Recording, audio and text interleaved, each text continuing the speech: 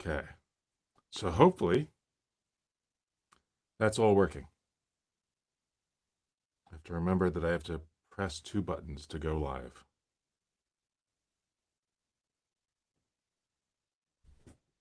And I have to figure out if I can.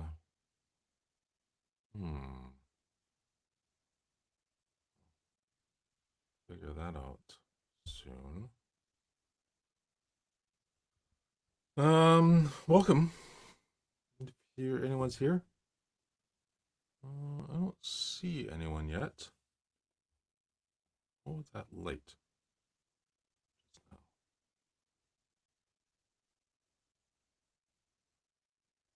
Okay. I think this is working. Let's, where should I try it? Where's my water bottle? I always do this. Start one of these things. Hey, Shivex. I was hoping I would see something here. I'm not seeing that. Hello, Abhishek and Mark. Welcome. Why is that not working?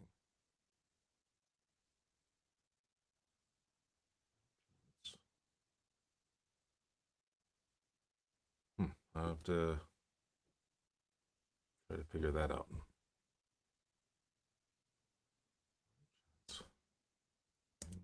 See this.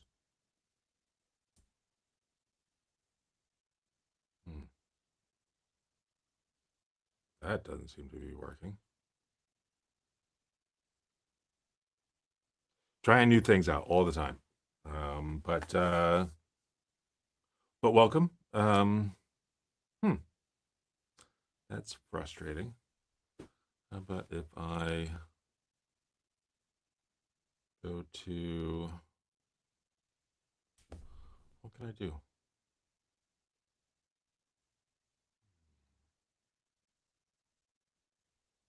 Displays. Add Mat Infra. Okay. Where is that? It's over there. Range. There.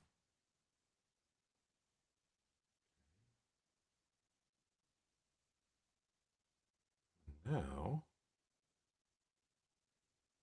I share my screen. Share screen. Screen 2. There we go. And that looks like I'm not seeing anything.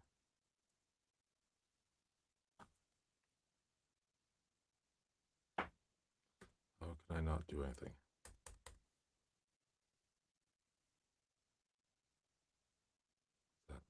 Oh. Wonder what that was.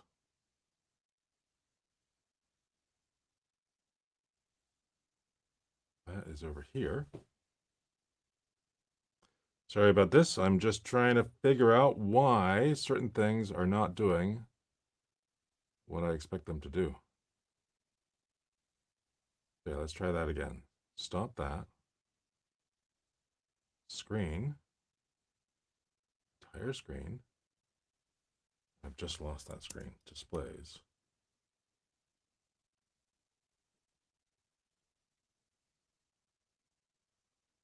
Infra. Range. Okay. Oh, but I can't.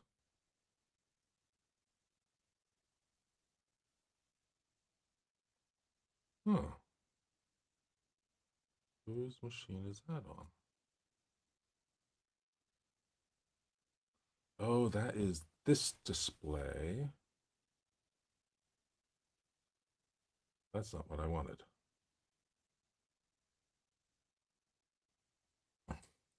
Okay. Sorry about this. Let's get rid of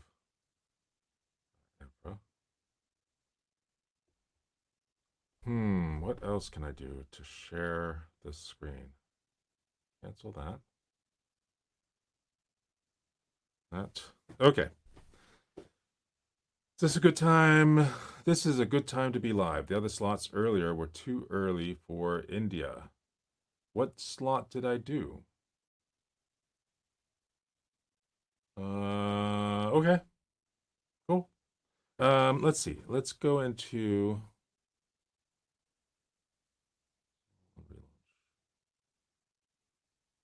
um oops. Oops. This. Well, that. Side. Again. And I'm probably going to have a little feedback. So turn on the volume and mic.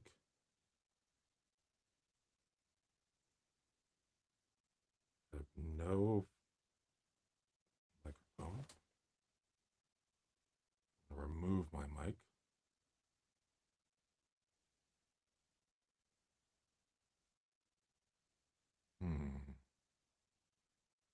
Mute. And good.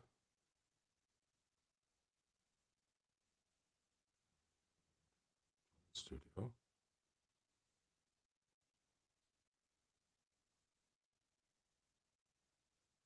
Oh, that's not what I wanted.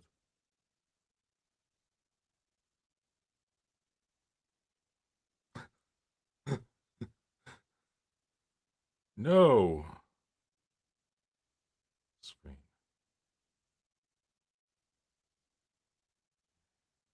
Screen.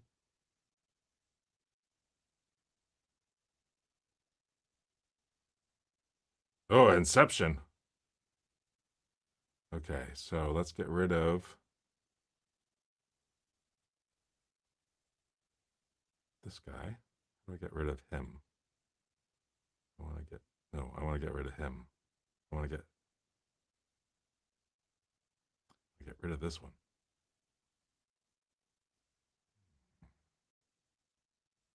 I thought this would be easier. Customize.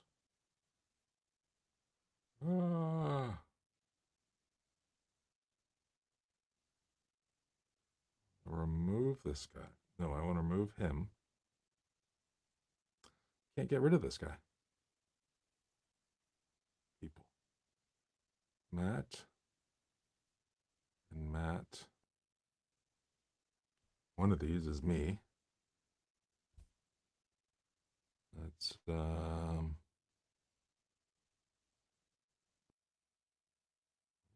host.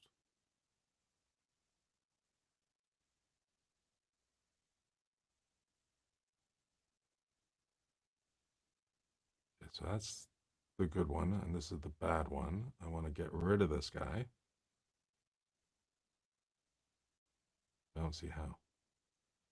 Okay, so I'm going to get rid of this. This is crazy. Deep Studio. Okay, so that's not going to work. I have to figure out a different way to do that.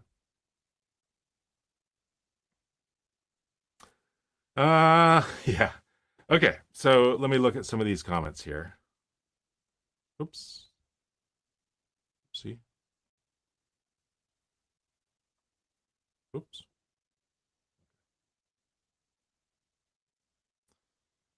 Did you get a chance to look into Raptor versus knowledge bases?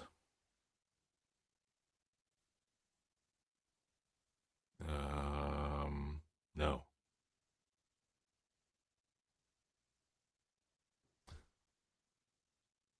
I started watching the 2 Ollama updates videos earlier today, but didn't complete it. Maybe after this chat. Hey, I can wait for you. Go watch the video. Come back. Hey Ollama. Hi Matt. Can I use Ollama and OpenWebUI self-hosted as an alternative to OpenAI solutions? Yes. Can I use assistants, training them, and use other service resources like file retrieving, web scraping, and so on? Yes. Okay, that was easy. It's Friday night.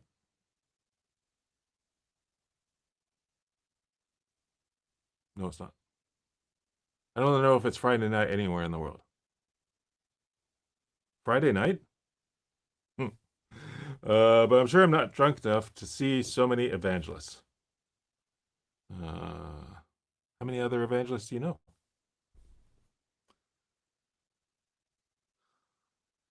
Thank you for the amazing videos you make. I've been using Misty and Page Assist in my day-to-day workflows. Awesome.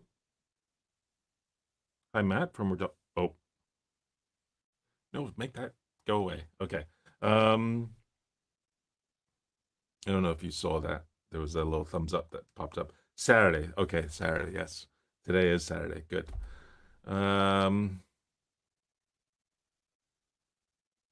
Oh, it looks like the thumbs up. When I did my little thumbs up. Oh, no, there it did show up. Um,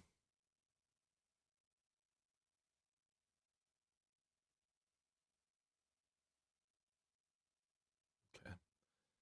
I'm beginning in this world of self-hosted AI. Nice work. Thanks. Cool. Okay, now I need to figure out how to show this screen. How can I display this screen on this computer on here?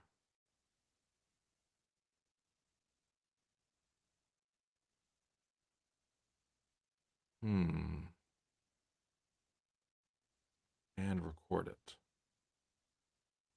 How about I do a remote test? Let's see. I got that on. Finder.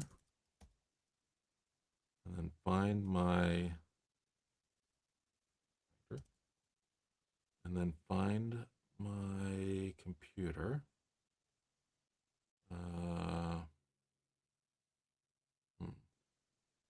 That infra is not there. How do we do that? Command K. There we go.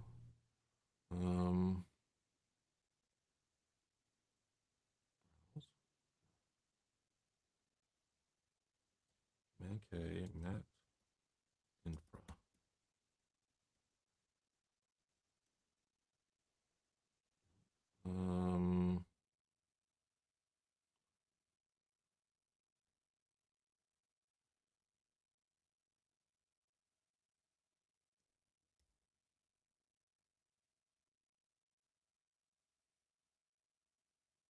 Oh,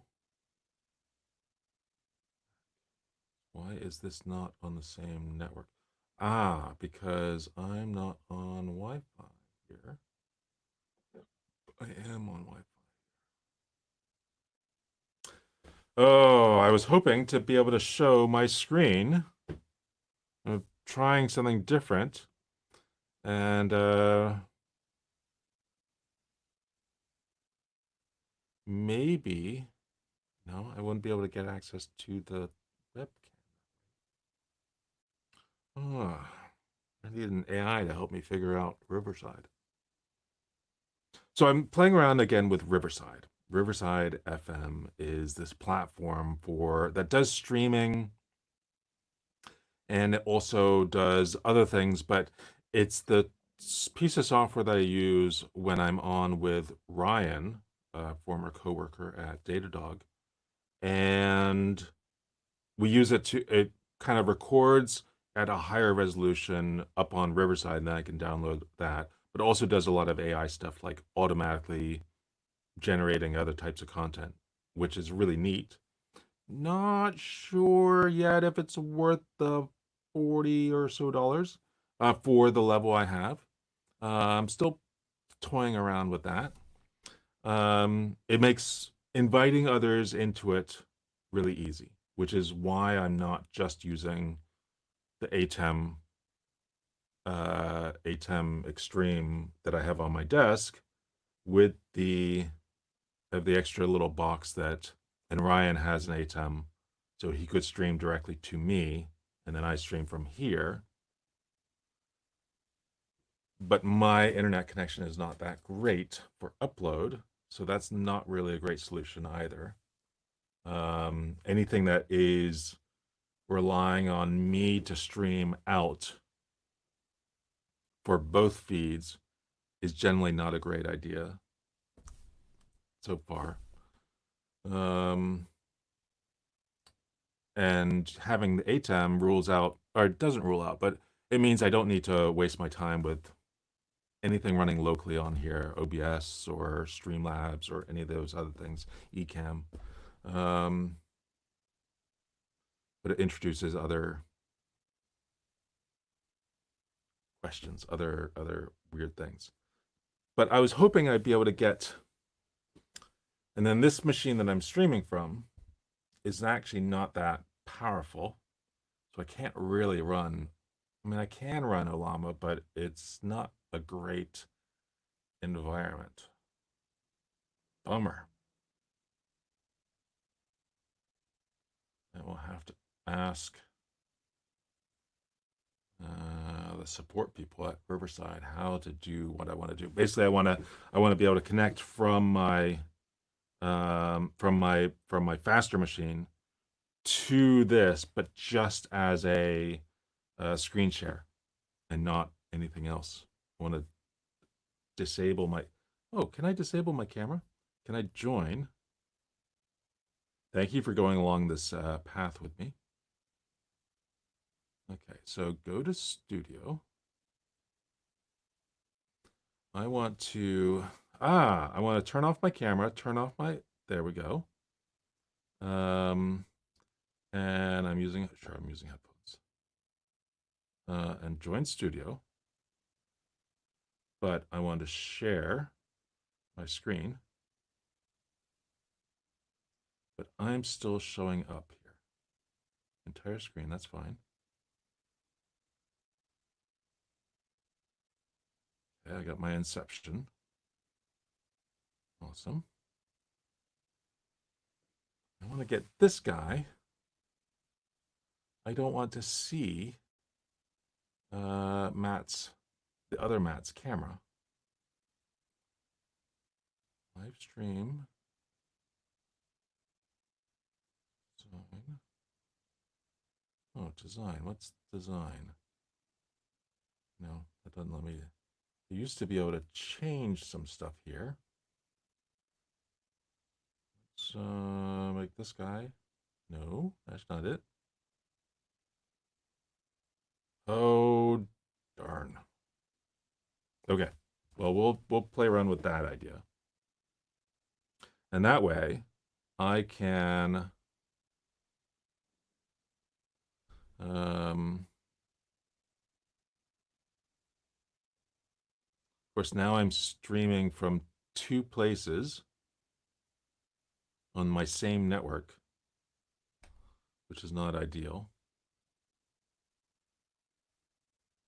which means it's slowing down the connection, which I'm curious if anyone is noticing that it's slower, or not slower, if it's more splotchy because I am now streaming from two places. Someone else is currently streaming. Great.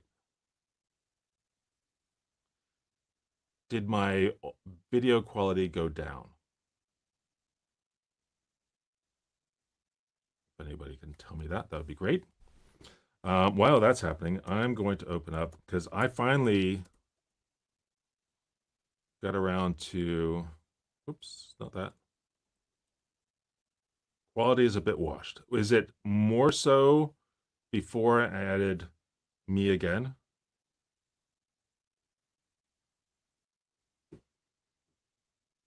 Of course, one thing I can do, since I'm doing all remote, I got an idea.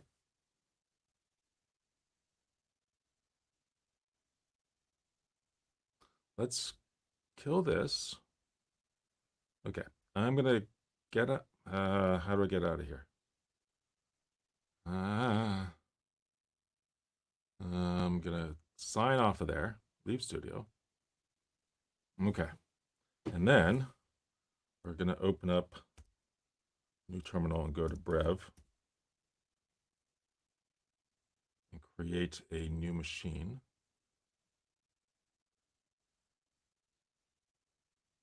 Google, that one.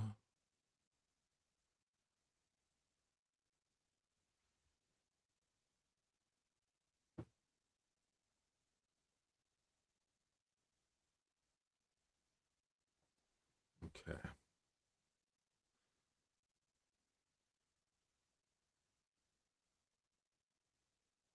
Text isn't clear, yeah. Did I see dark mode? In certain places, a dark screen, just in the terminal, it just makes more sense. But for the most part, and YouTube Studio seems to always default to it, which is frustrating. I don't know why. I don't seem to have a choice about a dark theme. But generally, I go with light mode because it's just easier to look at. Okay. Oh, that one started with Brev. Get started. Continue with Google. It's that account.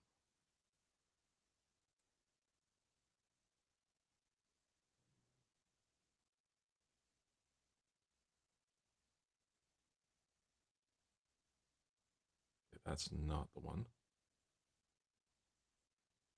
Sign out. With Google. That account.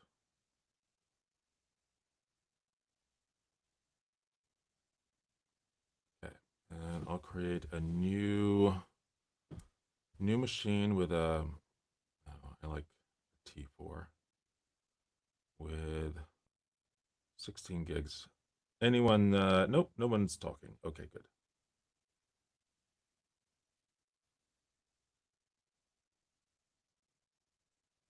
That one. Spot instance. No, not a spot instance. And I'll call it Matt string.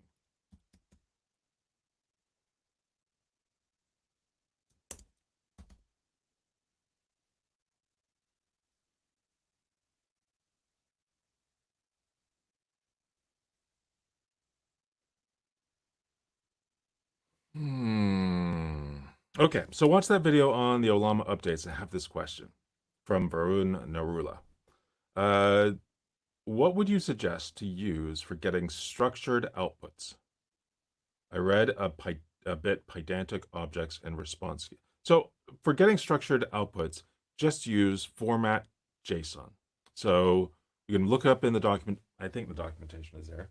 And so basically you're going to, in the request, you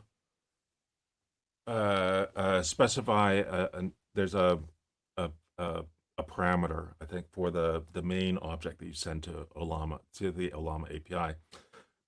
Format colon, and then I think it's a string, JSON. And then in the request, in the user prompt or in the system prompt, say that you want to output as JSON, like just as regular text. Give me the 15 cool ideas for a video. Respond as JSON, or respond in JSON, or respond as a JSON blob, but something that says respond using JSON. And then ideally also provide examples. So when providing examples, this is one area where it's actually better to use the chat endpoint versus the generate endpoint.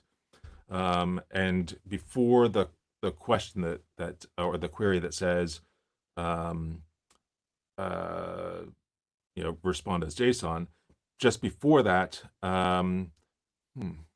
before that, yeah, I think before that, have something from you saying, some other question, and then a response or a message from the assistant that gives out an example of the format. Um, and then ideally in the user request, just specifying what the schema is. And those three things, four things. So the first thing is format JSON. You have to have it in there. Otherwise, it will not respond as JSON. The second thing that you have to have in there is in the request having format as JSON or output as JSON, something like that. It doesn't really matter what you put. But you need those two things. And then you need to, ideally, you want to give it a schema to use. And that's really just a matter of saying, you know, this field name has this type of whatever string or integer or something like that, and go through that. And then as a bonus, so that's 3 you have to have. Okay, 2 you have to have, 1 that's really good. So a third thing that is really good to have. And then as a bonus, if you're having any sort of issues, providing some examples. And usually 1 example is good enough. 2 examples is better. 3 and more doesn't really seem to help much. And that's it. And then sometimes you have to change the way the schema is, and that seems to be per model. But generally, they all work the same way. There's no one model that responds better to JSON output than any other. There's some that say that they're fine-tuned for JSON output, but they're not really. I mean, they claim to be, but there's no real benefit.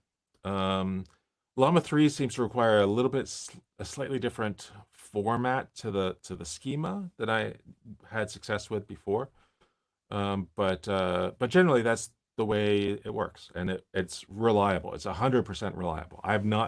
Once I get everything all set, it just works every single time. And except before whichever version it was, a few versions ago, I was getting that weird invalid characters or weird escape characters in the response.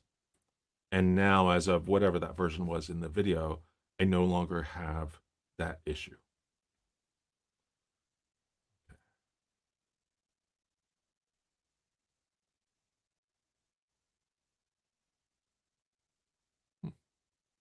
Okay. How do I get rid of this thing?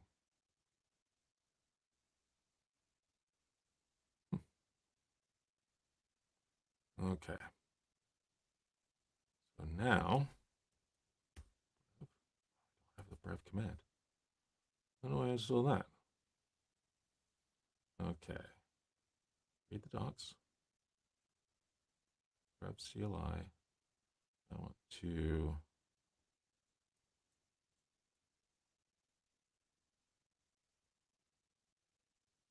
install. Oh, brew install.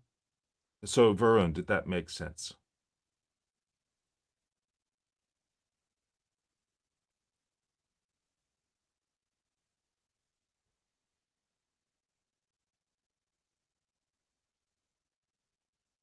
Let's enter. Confirm. And we're in. Okay.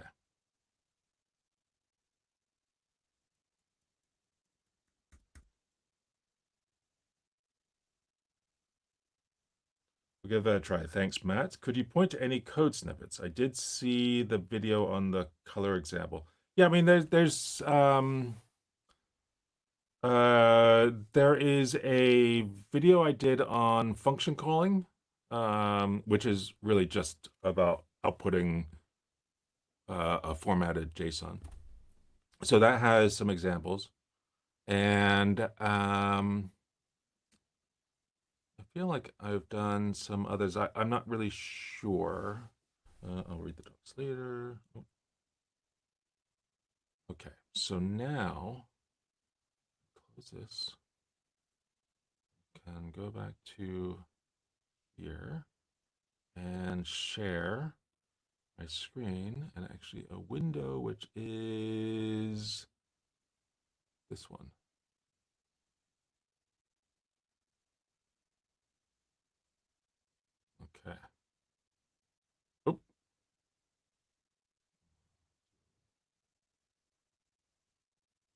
There.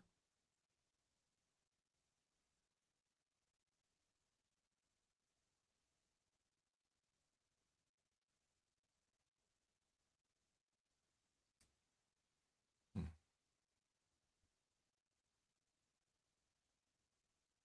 Okay.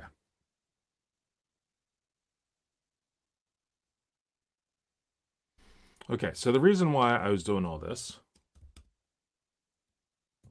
clear, is control sequence.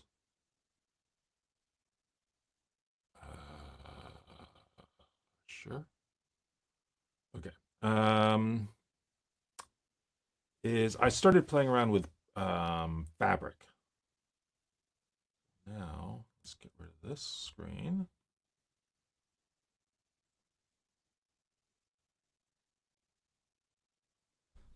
What's the URL? Fabric AI is like Daniel Meisler on GitHub. And to install this, I just need to run. I started to use it. I didn't go very far with it. Oh, I'm on Linux. So I need to clone. Do I have Git on here? Yeah, okay.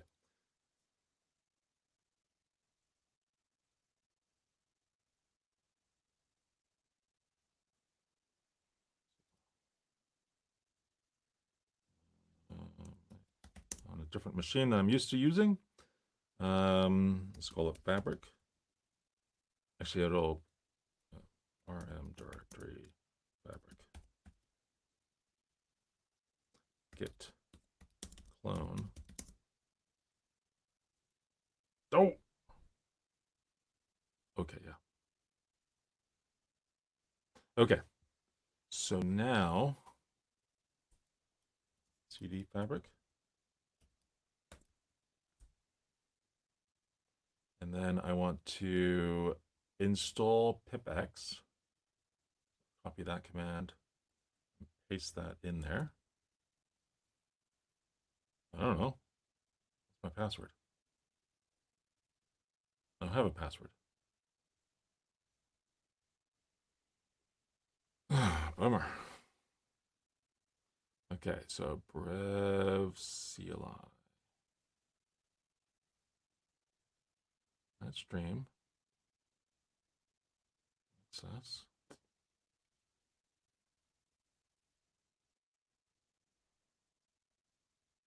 Oh, wait, I'm not in the right place. I'm on my Mac Mini. Okay, so brev refresh. That's why it's not doing what I thought it would do.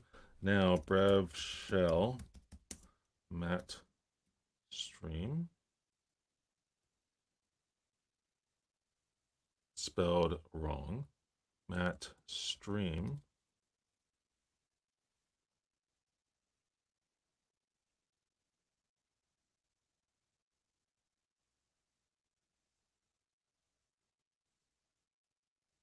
Okay, that's a bit better. Okay, so what did I need to do to install Fabric?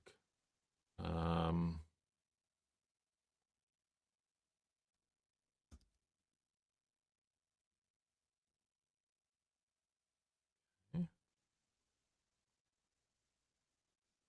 CD Fabric. And then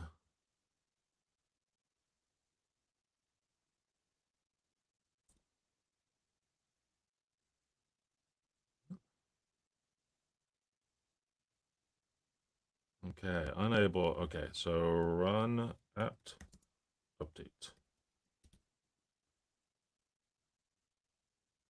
Sudo run apt update.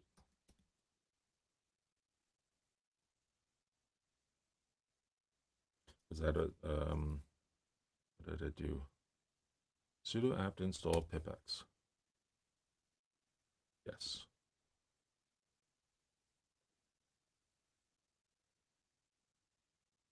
Okay.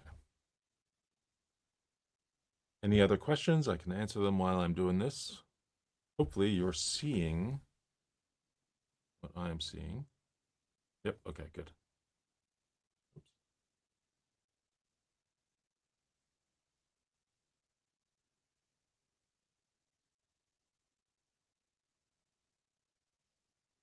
Cool. Well, I guess I can make my screen a little wider. What happens if I do that? Okay, so now I can do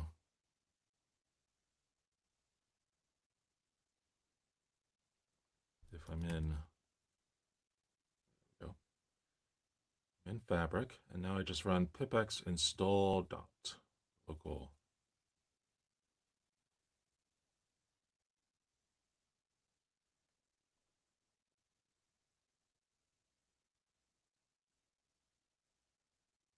Oh, I don't have an Ollama installed on here. Ollama AI, I want to install on Linux.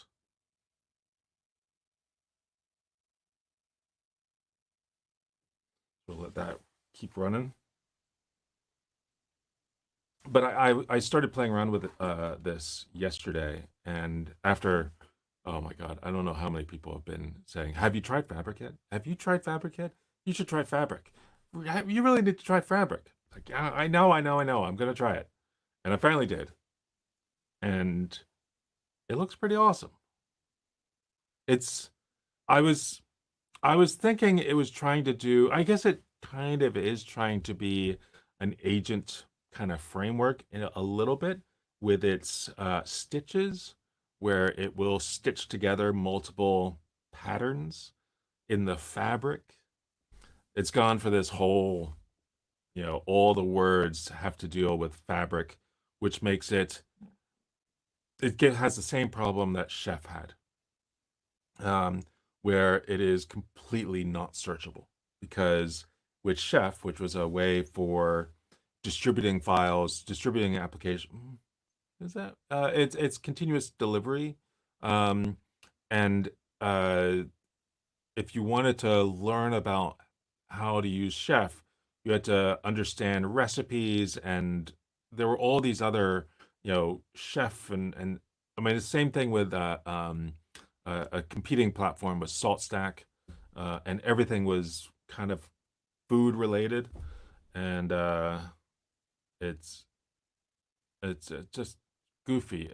Doing it like that is just goofy because now you can't search for anything. Um, still installing.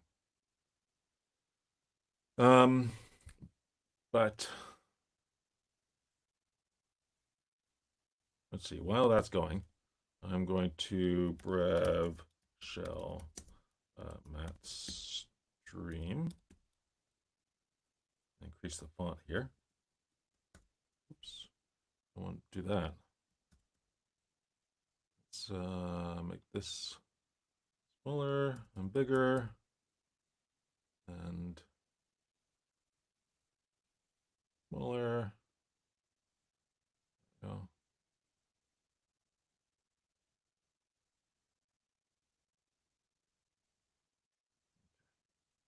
So now I can run that. So install Ollama here. That's all set. Ollama list.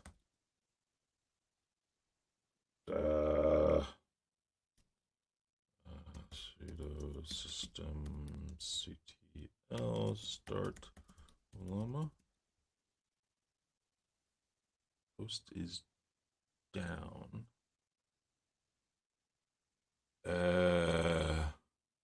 What?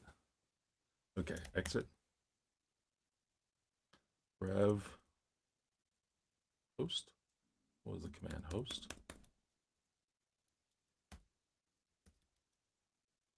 No.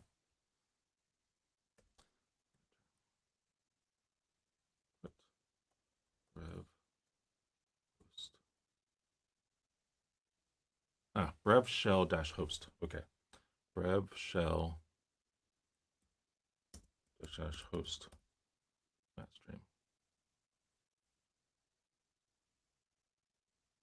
I was logging into the container because Brev likes to spin up a container where you run everything from there, which I'm not really a fan of. Oh, and it didn't like it. What?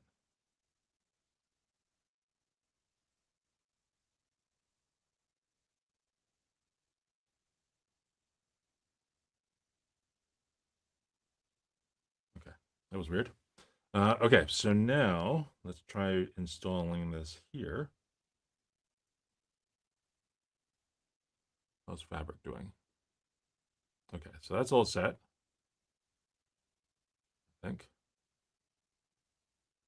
Oh, I need to add this to my path.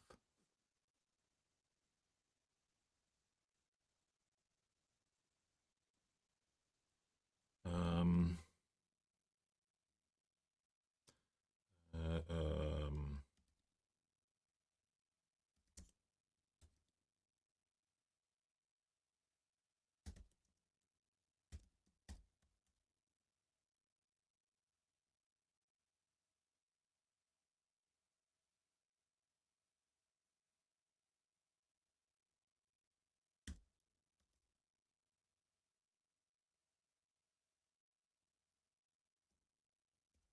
path is not listed here, so what's the right command to remember my path? To set my path.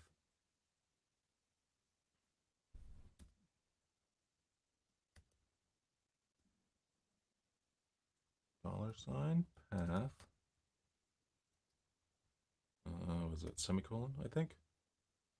And then, was it a space? I can't remember what the right thing is. Escape. Go. $, path. Okay. Colons, not semicolon. Isn't this fun, watching me fumble through stuff? Colon.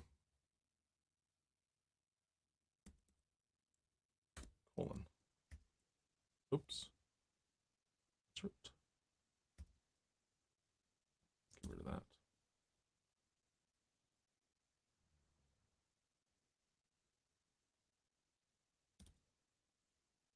Okay. So now source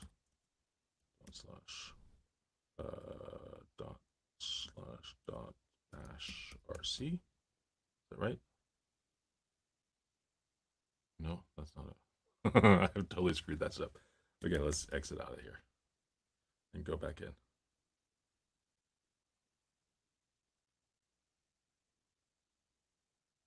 Wait, where was I? Oh, I was in Fabric. Okay. Okay, so now echo dollar path.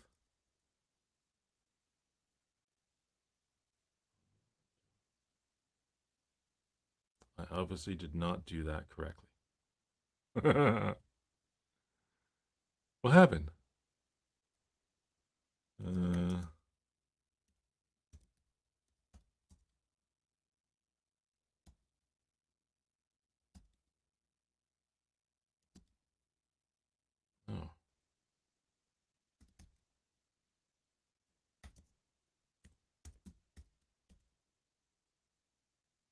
Okay, so that's not right.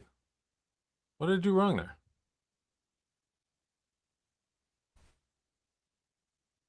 Unless this is not being used.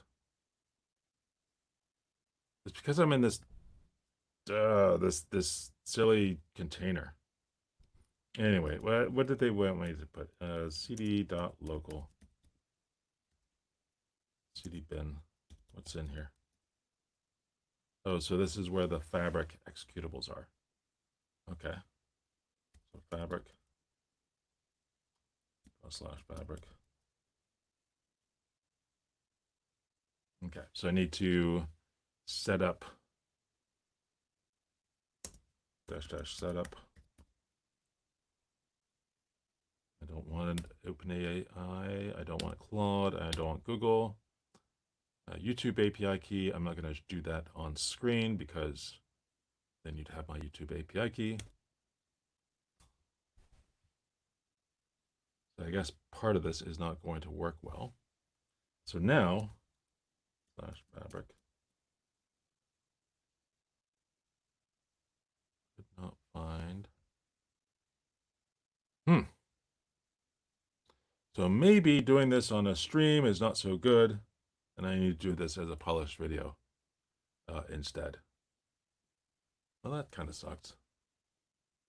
But anyway, what's really special about this is, let's go to my Riverside thing here, and I'm going to stop that sharing, and I'm going to share my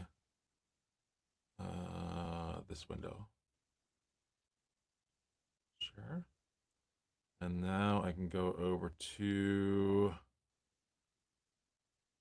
this guy. So this is the GitHub repo for Fabric. And there's actually a really good video by Network Chuck about using Fabric. And the magic is really in this patterns directory. And under patterns, we have, let's get rid of this. We have folders for all of the patterns.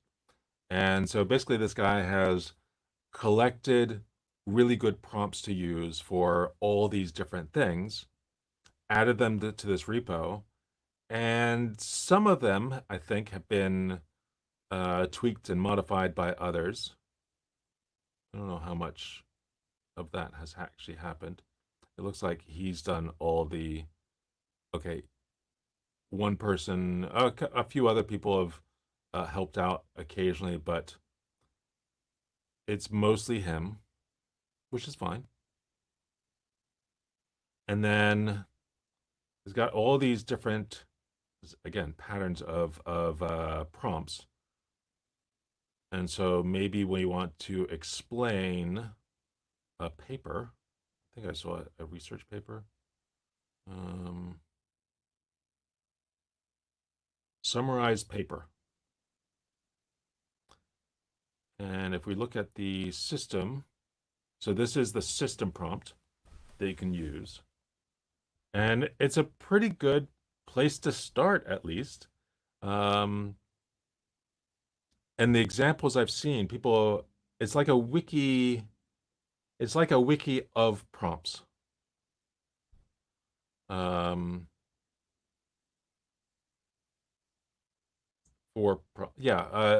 is a collection of what are probably pretty good prompts to use. There's a lot of these user files, but they're all empty. I'm not sure if you're supposed to fill that in.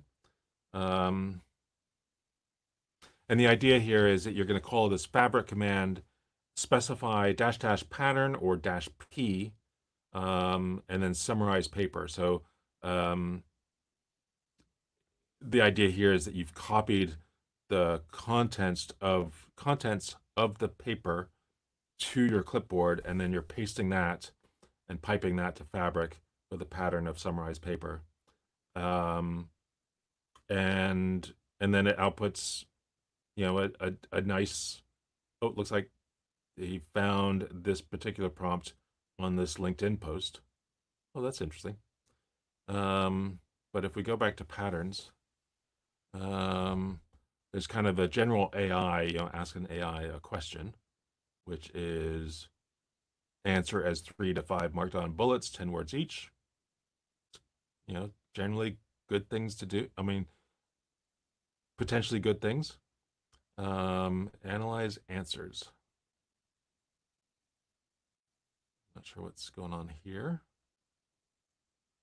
But even if you don't use these, they are sometimes, they're pretty good about a good place to start from. So just to summarize, here's the prompt. It's just a markdown file, so we could go to raw and see just the. You're an expert content summarizer. You're taking content in and output a markdown formatted summary using the format below. I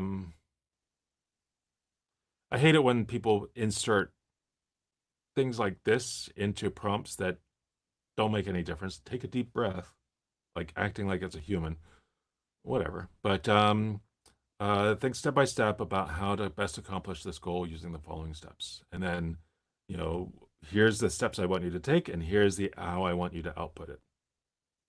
So it seems like a really great place to start. And so I started playing around with the idea of building out an Obsidian plugin, because I mean, there are some Obsidian plugins, but they all pretty much suck. In my opinion, as nobody, I don't really like them, and I feel like they're all missing the point of what I want. So obviously, I feel like I can do it better. I don't know why, but this would be a neat thing to include to make it really easy to do all sorts of different things in Obsidian, but based on these prompts, or some subset of these prompts. Find hidden message. What's that? You're an expert in political propaganda. Yeah, so just neat ideas. I'm not sure I would have thought of this. That's a pretty cool idea. Is there a README? No, there's not. They do Obsidian. They do. They door. They. They. I don't know what you mean. Please make a good one. Yes. Okay. Yeah. So that for Obsidian, there was the initial Obsidian Ollama plugin by Hinterduper or something like that, and he made the plugin pretty much as soon as I posted a blog post on the Ollama blog about here's how you would create an Ollama plugin. I think he basically took what I mean, not, I don't mean that to say a bad thing. It basically took the ideas I wrote about and just made them available, and hasn't updated that plugin in 9 months. There's Copilot, which I don't really get much out of, and there's a whole bunch of others that also, a lot of them only work with the OpenAI endpoint, so they're limited in functionality, and yeah, I've not found anything that's really good. So I know I can do something better, which is usually a bad if it's a bad thing, because then I'm gonna spend way too much time building out this plugin. It's never gonna be what I really want, because I'm always gonna be doing other things, and then people are gonna rely on it, and then I'm gonna have to keep it updated, and but I'm frustrated. I think I'm frustrated enough in what's out there that I need to do it and show people how to get it done. Maybe that's a little thinking too highly of myself. I don't know, maybe. What is the Obsidian plugin about? I think I've seen Obsidian in the Misty app. Is the question about what is Obsidian? I mean, so Obsidian is just a markdown. It's a markdown editor, and it can be it can do a lot of different things. And perhaps one of the complaints about Obsidian is that it's too open. You can do too many things with it. It's not restricted in ways like Notion might be, or other note-taking apps are a lot more finite in what you can do. You can do so much with Obsidian, and you can do that because of all the plugins.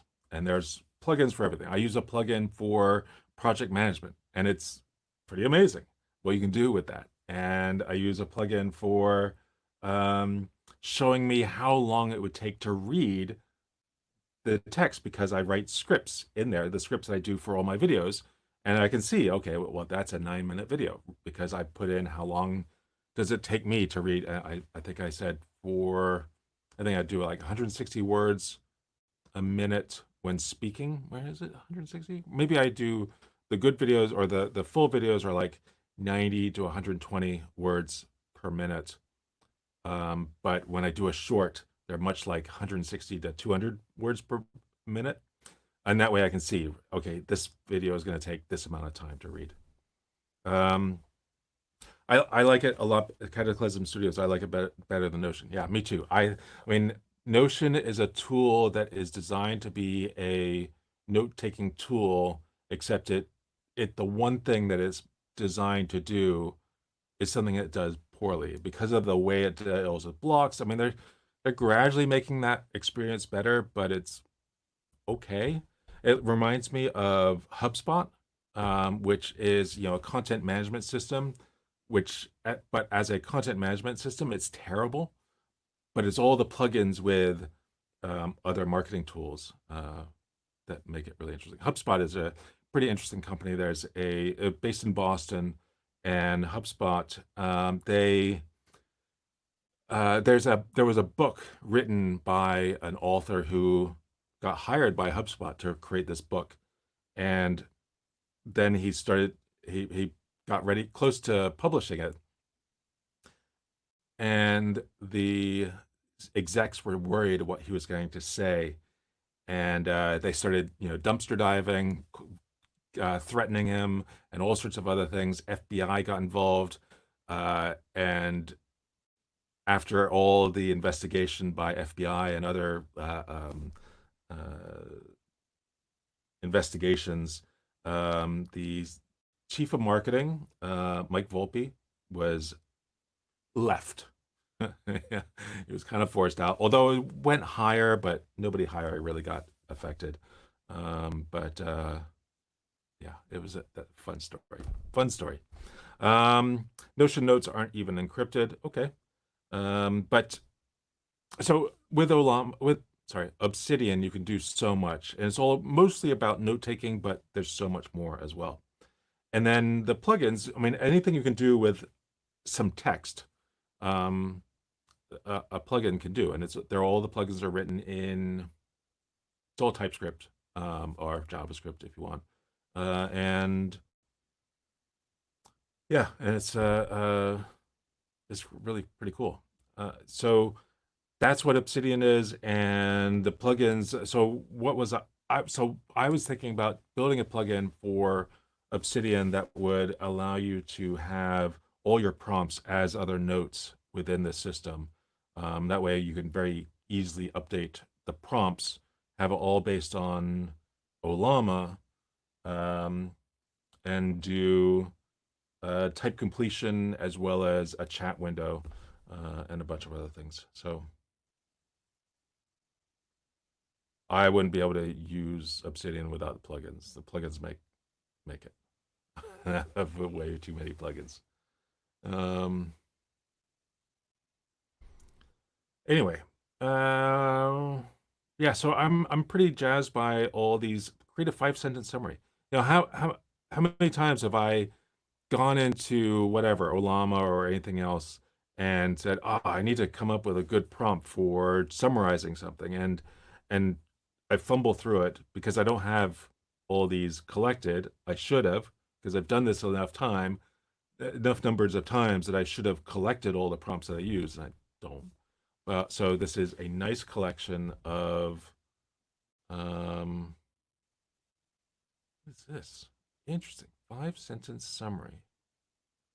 5 different levels of depth. 5 words, 4 words. Oh, interesting. Yeah, so I mean, I feel like this is, even if you don't use the executable that it installs, which I seem to have a problem with installing, um, it's got some neat ideas about prompts you can use. What's this one? This is Analyze Pros. Cool stuff.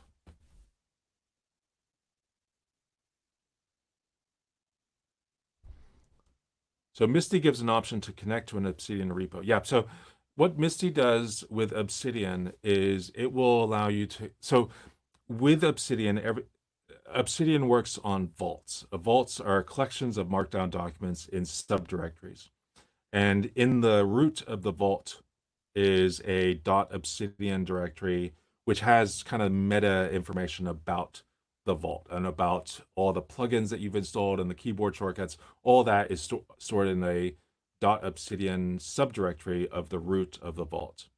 And so if you know the root of the vault, then you have access to all the stuff in the vault. And so what Misty does is you point it to a vault, and it will index all the documents in that vault. And depending on how much you've used Obsidian, you might have 5 to 500,000 notes. And it will go ahead and index all that. And then you can ask questions against all your notes, which, if you've got a large collection of notes, this is potentially really interesting. That you can, ask questions of all your notes. So that was in the version that was added, released in like 2 weeks ago, 2 or 3 weeks ago, June 5th, I think. Let's go to misty.app.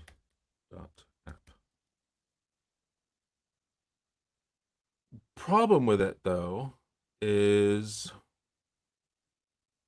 scroll down, I think they've got the release notes, changelog.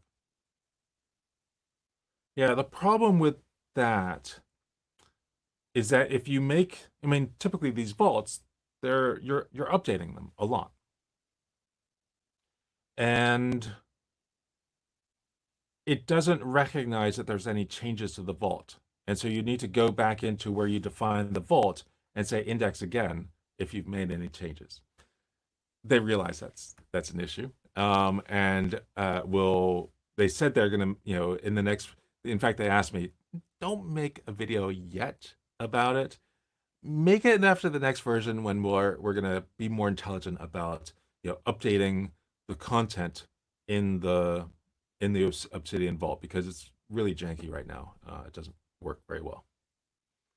Would you use Obsidian with anything else like Postgres or Airtable?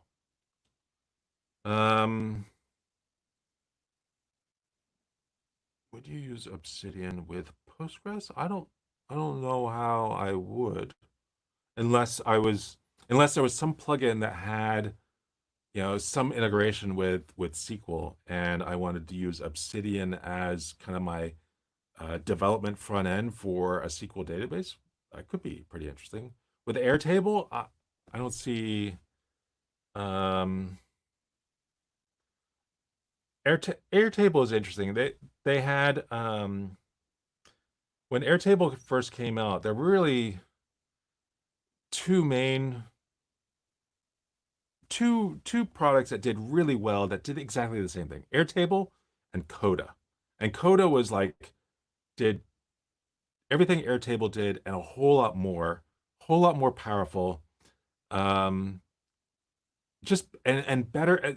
Airtable is really kludgy in a lot of ways, and Coda got a lot of it right. In fact, we looked at it when I was at Datadog, and two of us said, I really like Coda and he really liked Airtable, and we both built a simple application.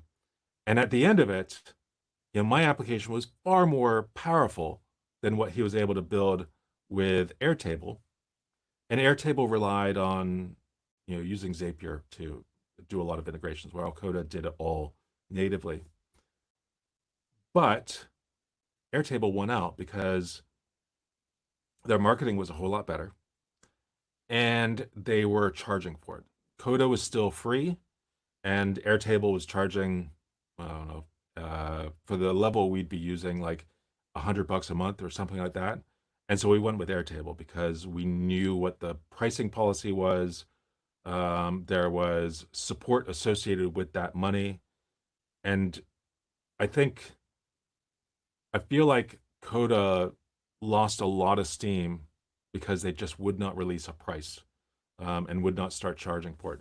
Airtable, I think the best thing that Airtable did was start charging money for what they did, um, and it enabled companies to start using them because they just could not use Coda because Coda was free at the time. They've since started charging, and they've kind of fumbled through their pricing model a number of times. So a company like Datadog, a free product is just it ends up being too expensive to use. And something that's got a fixed cost, a known cost, is always going to be a better option. So I think I answered the question roughly. Uh, yeah. Hey, so I've been going on for about an hour and 5 minutes. I'm gonna go and I'm gonna stop. I'm gonna stop and I need to think about what's the next video. And since I don't have if you're not aware, I dropped my wife and daughter off at the airport on Tuesday, so I'm free to do whatever I want. It's actually a nice day outside. If we open up our blinds, let's stop sharing. Stop that. So it's sunny outside. All you can see is an immense amount of light. Actually, no, it's not sunny. It's gray skies. Oh, that's a bummer. But it's a lovely day outside, and I should go outside. And I think I'm going to go to my favorite coffee shop, which is Pegasus down close to the water. So I'm going to go there and think about what is the next video I want to do. Thanks so much for being here. Neil Lawson, thank you so much for being here. Enjoy your day. Thank you. You too.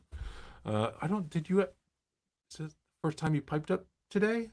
Which is okay. I'm good with lurkers. I lurk a lot myself.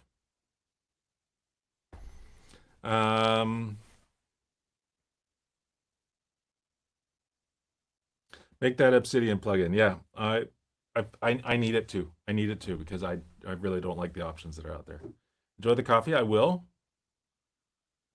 I feel like I have. Oh.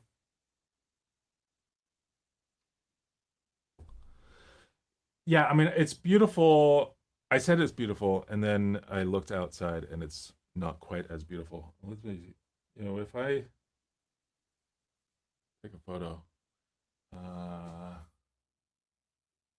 then I look up. So how do I?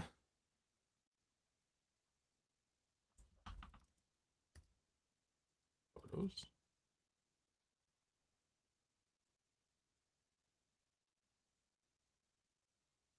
Can I actually do this? No. I was going to show you what it looks like, but I can't figure out how to do that.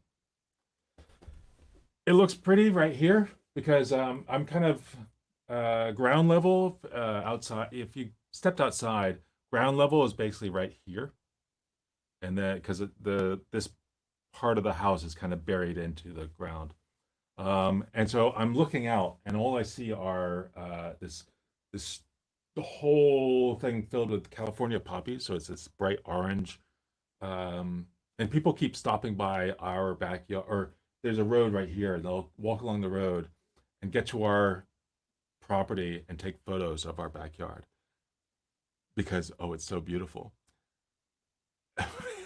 With no planning, we have not done any work to do this, but it is beautiful. All these California poppies. I think they're a weed, but they're beautiful, so we've let them stay. And but then you look up top, and it's gray, but it's always gray. It's Seattle. It's gray. Okay, that is enough rambling.